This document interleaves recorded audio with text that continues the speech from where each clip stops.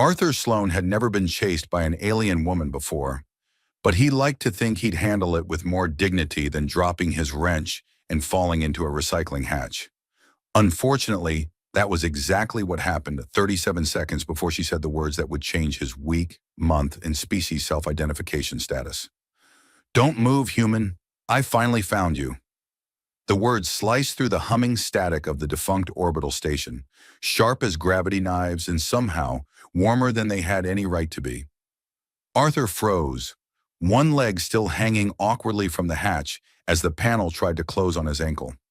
He turned slowly, very slowly, because experience had taught him that voices like that were either followed by a plasma rifle or a very committed sales pitch.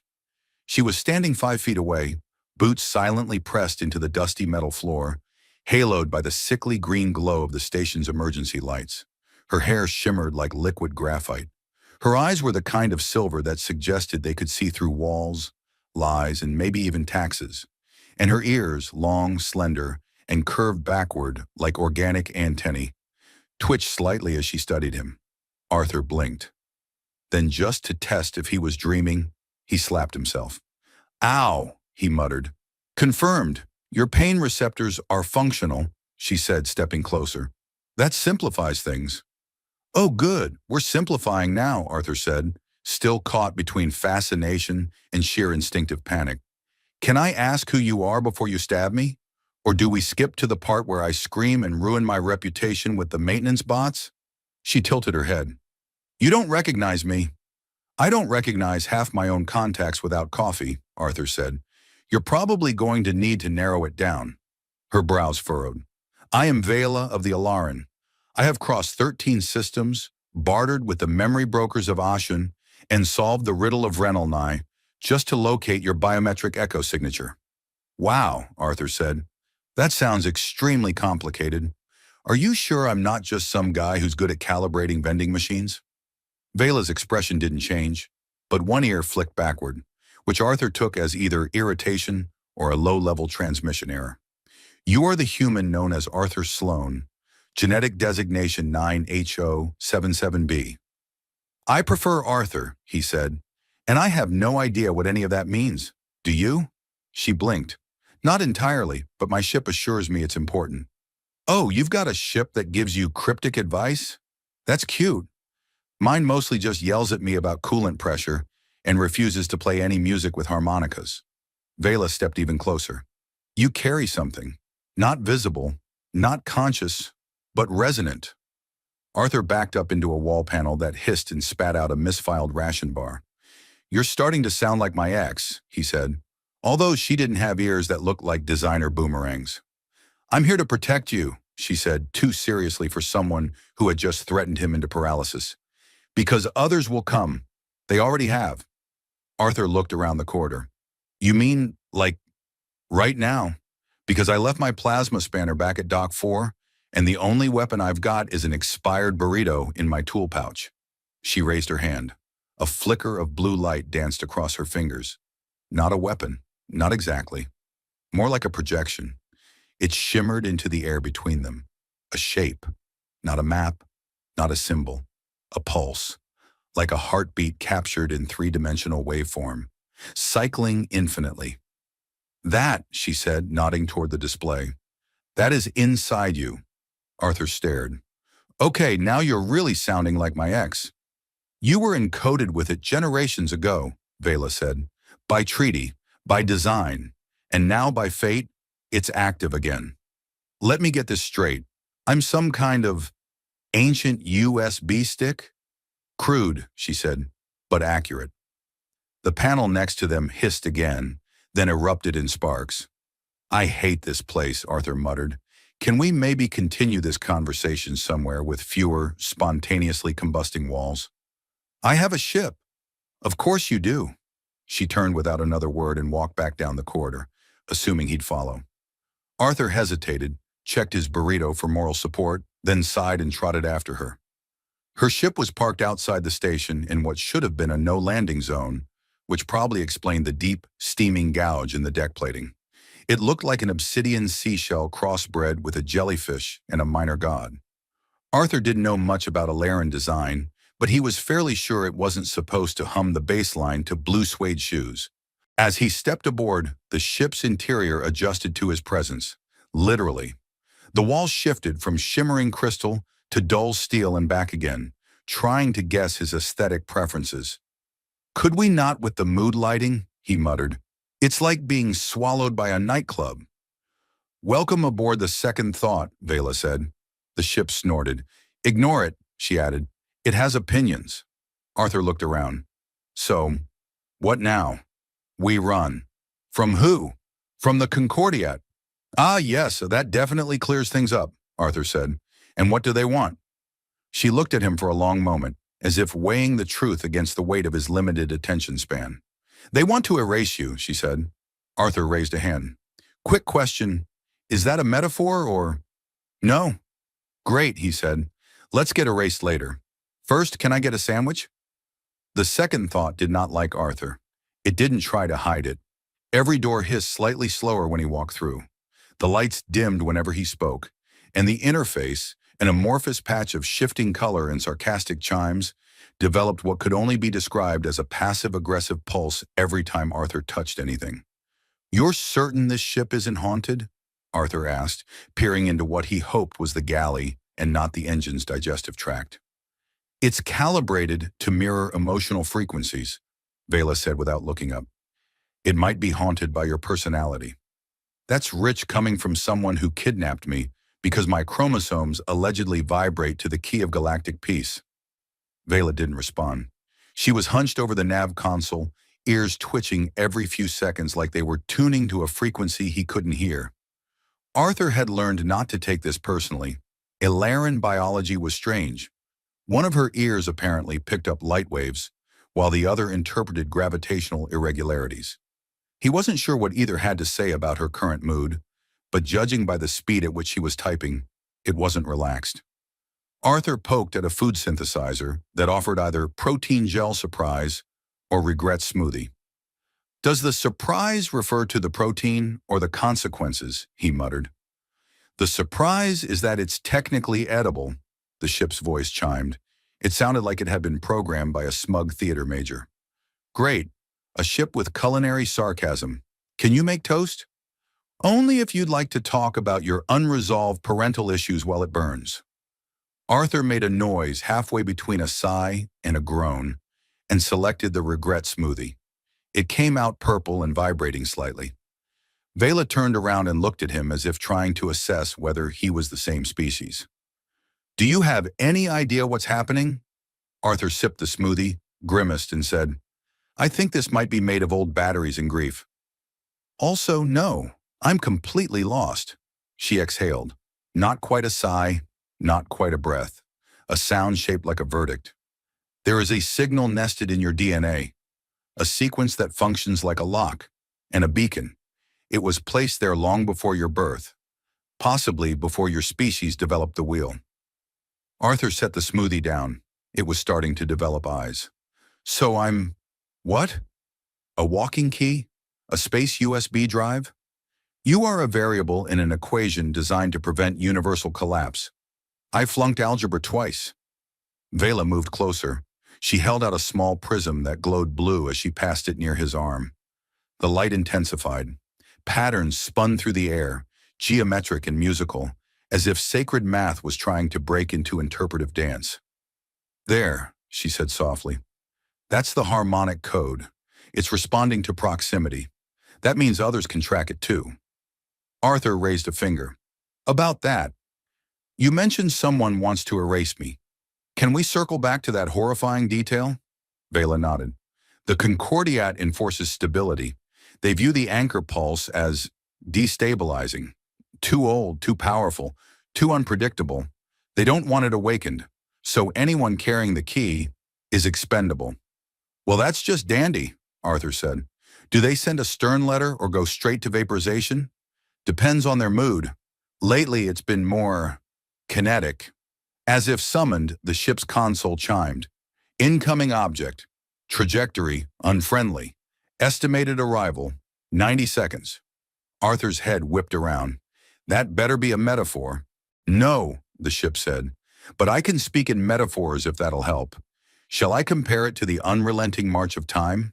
Vela was already at the controls. Strap in. Arthur looked for a seat with minimal spikes, sharp corners, or existential dread, and settled into one near the rear. The harness closed around him like a hug from someone who wanted to file a lawsuit afterward. Outside, space warped. The pursuing object, a Concordiat hunter, drone shaped like a spiked jellyfish, launched a wave of tachyon mines ahead of itself. The second thought didn't so much dodge as reconsider its position in space. Arthur's stomach briefly filed for independence. The ship spun. Gravity turned traitor. Arthur's smoothie hit the ceiling and didn't come down. Vela flicked a series of controls, her long fingers dancing like she was playing an angry, invisible harp. A beam of compressed dark light shot from the ship's tail, disrupting the drone's sensors. It staggered, then recovered. Another pulse followed. This one missed. "Can't we reason with them?" Arthur yelled. "They don't negotiate with anomalies," Vela replied. "I'm not an anomaly. I'm barely qualified to fix a coffee machine."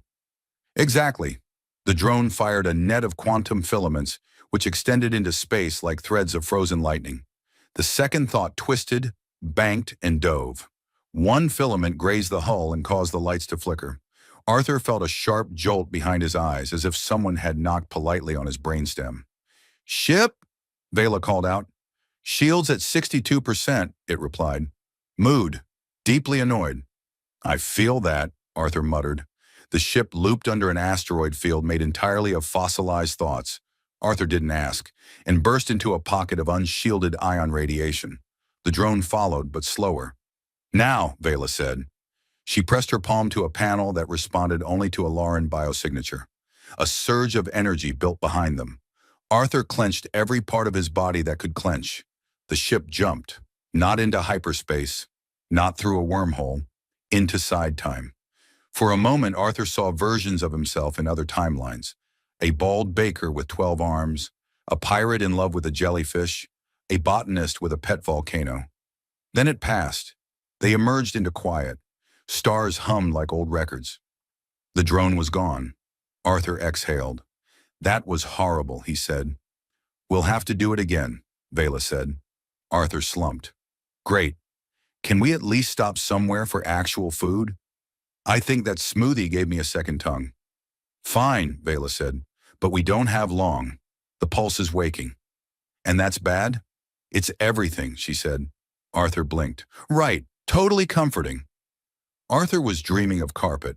Not just any carpet, but the warm, soft kind his grandmother used to install in a fit of rebellion against modern, minimalist flooring.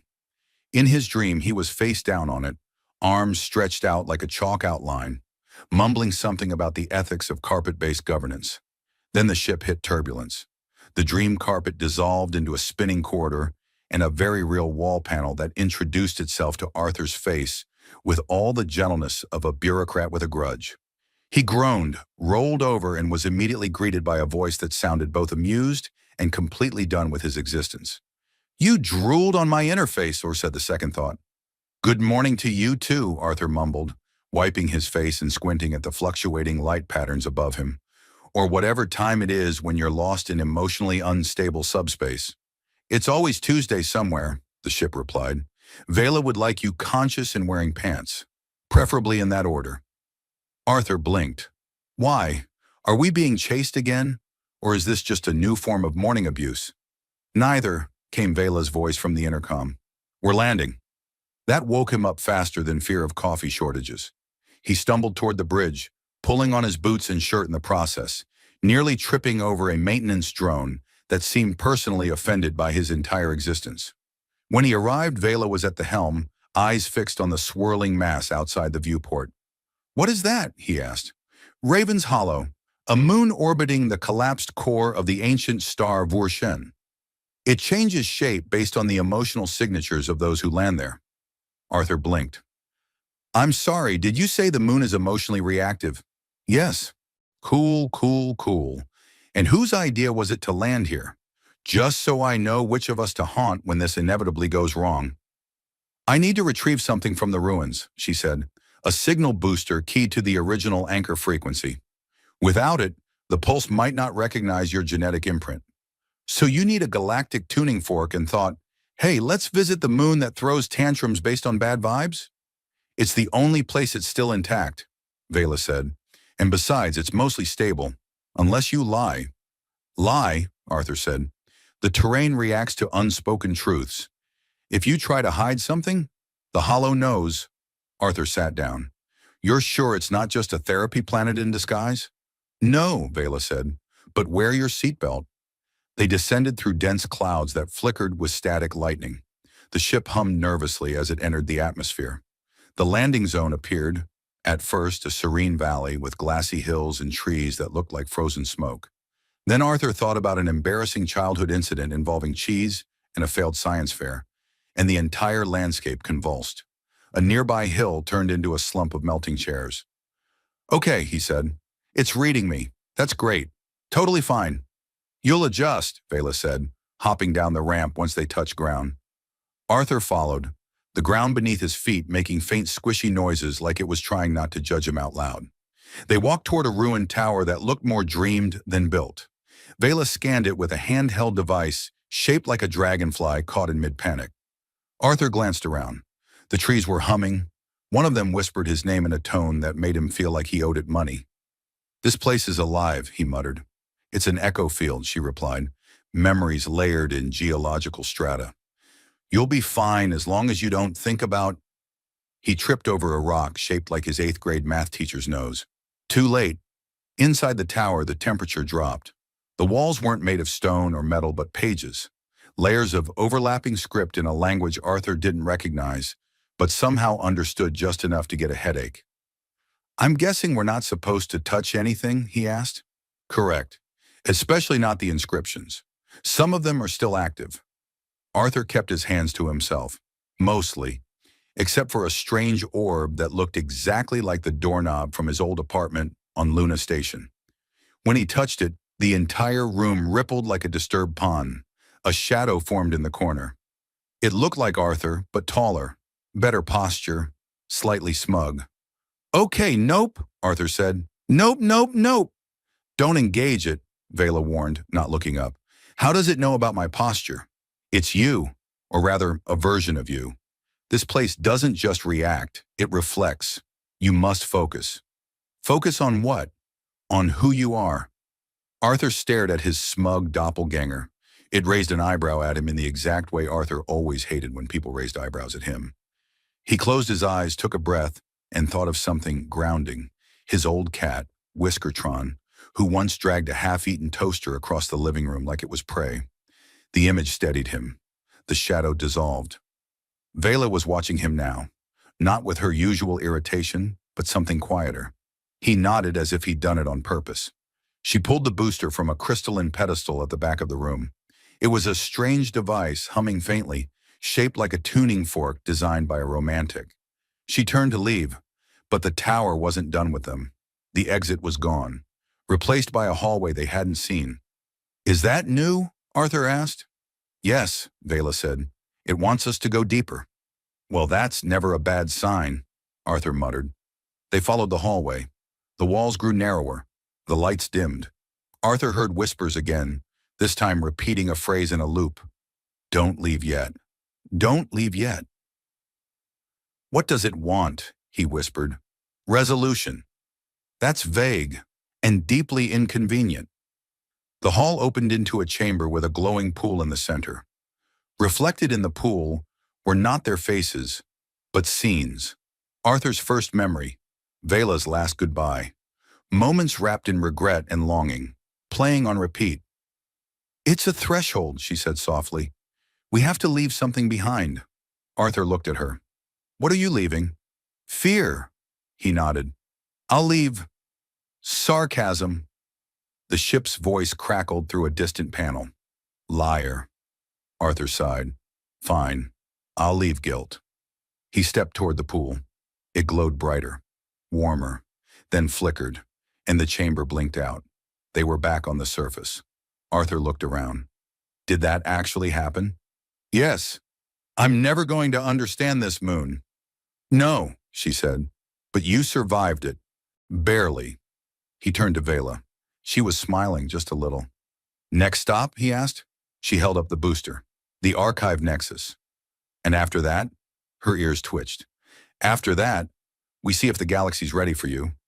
Arthur frowned. What if I'm not ready for it? Too late, she said. And then the moon mercifully stayed quiet. Arthur had questions. Most of them started with why, ended with me, and somewhere in the middle included phrases like galactic cipher, emotional moons, an unwilling genetic key. But for the past 2 hours, he'd been holding back in favor of survival, which seemed like a reasonable trade. Now, standing on the bridge of the second thought with a half-melted protein bar in one hand and an ancient signal booster vibrating softly in the other, he decided it was time. Can we just go back to the part where I'm apparently vital to the structural coherence of reality? He said, because I feel like someone somewhere made a terrible clerical error. Vela, leaning over the console, didn't look up. The pulse doesn't make errors. It seeks resonance. Right, and I'm what? A tuning fork with anxiety? Something like that, she said, pressing her palm against the navigation disc. The ship adjusted its trajectory with a soft, judgmental hum. Arthur paced. This anchor pulse, what happens if it wakes up and doesn't like me? Then it doesn't activate. The sequence fails. That sounds fine. Let's do that. Failing sounds lovely. If the sequence fails, Vela said, finally looking at him, the galactic truce collapses, hundreds of systems fall into war, and several planets may develop sentient tax systems. Arthur stared. You're making that last one up. I really wish I were. The console beeped. Approaching the archive nexus, the ship announced. Prepare to be unimpressed. It hasn't had visitors since time forgot to check in. Through the viewport, a structure emerged, floating in orbit around a dying red dwarf. The nexus didn't look like a library. It looked like a migraine sculpted from collapsing geometry. Shapes folded in on themselves. Passages defied physics. And the docking bay appeared and disappeared depending on where you stood. Arthur frowned. I think it just winked at me. Try not to take it personally, Vela said. It once insulted my haircut in 7 languages. They docked with only minor spatial interference, and one alarming moment where Arthur briefly existed in 12 locations simultaneously. The ship's AI declared that his molecules were now significantly more relatable. Inside the archive, the air felt optional, not absent, just politely indifferent to breathing. The walls shimmered with sentient ink, sentences rewriting themselves in real time. A corridor twisted into view, accompanied by a small floating orb, with a face etched in permanent bureaucratic exasperation. Welcome, it said. State your purpose, designation, and deepest insecurity. Hello, Arthur replied. I'm Arthur. I'm here to not destroy the galaxy, and I sometimes lie about reading the terms and conditions. Accepted, the orb said. Follow me. Vela nodded. Stay close. The archive tends to wander. Wait, it wanders? Not the building, the concept of it. Arthur opened his mouth, closed it, and kept walking. They passed chambers that echoed thoughts instead of sound. One room screamed Arthur's internal monologue back at him until he apologized to a potted plant.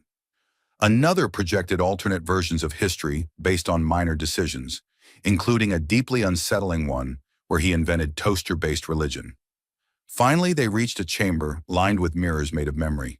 In the center, a pedestal waited, and atop it, a spherical core. That's the Nexus heart, Vela said. Place your hand on it. Why is it glowing like it knows my browsing history? It's reacting to your proximity. Arthur stepped forward. The closer he got, the louder his heartbeat felt. He looked at Vela. You sure about this? No, she said, but it's the only way. He reached out. The moment his fingers touched the sphere, the room shattered quietly, without glass or noise. Just change. Light folded inward. Time yawned. And suddenly he stood in a vast, silent field under a sky of flickering stars. Alone. A voice, not Vela's, spoke inside his head. You carry the thread. Do you understand the burden? Nope, Arthur said aloud. But I've got snacks. The stars above shifted into patterns. Memories. Echoes. Wars, peace. Faces he didn't know but somehow recognized. A woman who looked like Vela, but older. A man with his eyes but not his name. A child born under twin suns holding a silver pendant shaped like a pulse wave. "You are the lock," the voice said, "and the key." "That's really inefficient," Arthur muttered. "But go on. You must choose to awaken the anchor. Will you?" Arthur hesitated. "Do I get to read the manual first?" Silence. Then slowly the sky turned into a single pulse of light. He reached for it. No logic, just instinct. His hand closed around it. The vision ended. He was back in the archive. Vela stood across from him, expression unreadable. "You were gone for 3 seconds," she said. "It felt longer," he replied. "Also, the anchor is awake now." The orb from earlier floated into view. "Congratulations. You've successfully destabilized 16 political factions. Please exit calmly." Vela blinked. "They felt it?" "All of them," the orb replied. "Brace for diplomatic outrage and at least one interpretive war dance." Arthur turned to Vela. "So, we're fugitives now?" "Technically," she said. "Symbolic threats to institutional control." "Cool," Arthur said. "Do symbolic threats get dental?" The orb glowed red. "Security approaching. I recommend evasive banter and rapid departure." They sprinted back to the docking bay as parts of the archive reconfigured into vaguely accusatory hallways. The second thought was ready, its ramp open like an impatient tongue. Arthur dove inside. "Let's go before this building turns into a metaphor for poor life choices." The ship detached. The archive disappeared behind them in a blink. Vela slumped into her seat. "You did it," she said. "You woke the anchor." "Great," Arthur said, strapping in. "Now what?" The ship answered. "Now," it said, "you deal with the consequences." Arthur was having trouble remembering how his week started. He was pretty sure it involved a stuck vending machine, a bruised knee, and a conversation with a wrench about the meaning of life. Now he was staring down a diplomatic standoff in the orbit of a gas giant shaped like a disapproving parent. Life had escalated. The second thought hovered quietly in a neutral zone, surrounded by a dozen ships from at least 6 species, each one broadcasting increasingly passive-aggressive communiques about containment, preservation of galactic order, and one memo that simply read, "We told you not to touch it." Arthur sat at the table in the ship's central chamber, twirling a spoon between his fingers and looking entirely unimpressive. "I don't think I'm cut out for this," he said. "I'm just a guy who once got electrocuted by a toaster and apologized to it." Vela didn't look up from the holographic display of the diplomatic grid. "You've awakened a signal dormant since the days of the Alaran Treaty. You carry a resonance code that stabilizes interspecies consciousness. You're more than just a guy." Arthur nodded. "Right. And you're more than a long-eared dream alien with emotionally suppressed cheekbones." "I don't know what that means," Vela said. "But thank you." The ship interjected. "They're calling for a summit. All representatives are demanding to meet the anomaly." Arthur slouched. "Do I need to wear pants for this?" "Yes," Vela and the ship said in unison. In the neutral chamber aboard the Concordiat's diplomatic cruiser, an opulent, floating geometry that smelled faintly of ozone and roasted ego, Arthur faced them. Ambassadors, scientists, warriors, and at least one entity that communicated exclusively through scent-based math. Each demanded answers. Each looked at him like a glitch in the grand code. He cleared his throat. "So, hi, I'm Arthur, full-time mechanic, part-time chosen one, big fan of peace, also sandwiches." Silence. "I didn't ask for any of this, but I've seen what the anchor pulse can do. It's not a weapon. It's a feeling, a broadcast, a reminder that existence isn't about control or domination. It's about connection." A small ambassador made entirely of transparent spheres let out a gurgle that translated to, "Define connection." Arthur shrugged. "You ever share a quiet moment with someone who makes your chaos feel like music?" The ambassador blinked. "No." "Well, you're missing out." The Alaran delegate stepped forward. Vela's superior, regal, detached, slightly judgy. You have altered a sacred balance. Recklessly. Arthur straightened. Maybe, but maybe the balance needed a shake. More silence. Then the ambassador made of shifting light stood. The pulse resonates, even now, across channels we long thought lost. Another spoke. We're dreaming again. Together. A pause, then, incredibly, the scent-based math being released a pheromone cocktail that translated roughly to, maybe we were wrong. They left the chamber not in chains, but in silence. Back on the ship, Arthur collapsed into a chair. Did I just speech the galaxy into calm? You appealed to their sentience, Vela said, and their guilt. Mostly guilt, the ship added, but you also looked extremely non-threatening. Arthur exhaled. So what now? Do I get a medal? A job? A paid vacation to a planet that doesn't judge my thoughts? Vela smiled. A real one this time. Soft and tired. We disappear. Arthur blinked. Wait, what? The galaxy believes you're a symbol now, that you exist beyond systems. If you stay, you'll be dissected metaphorically and possibly literally. Arthur considered. Okay, new question. Where do we disappear to? The ship purred. I hear there's a planet made entirely of floating hot springs and democratic fungi. Sold. They slipped away before sunrise. No grand farewell, no fanfare. Just a ship, a human, and an alien woman with ears like celestial parentheses vanishing into starlight. Later, much later, the stories would begin. They'd say the human was a myth, a cipher made flesh, a wanderer who spoke truths with a crooked smile. Some would believe he ascended. Others would claim he became pure light. A few would say he opened a sandwich shop in a pocket dimension and lived happily ever after. They'd all be wrong. Arthur Sloane just kept flying, arguing with a sentient ship, laughing with a woman who once threatened to erase him, eating suspicious protein bars, getting better bit by bit at being part of something bigger. And sometimes, late at night, when the stars aligned just so, he'd whisper, "Don't move, human." I finally found me.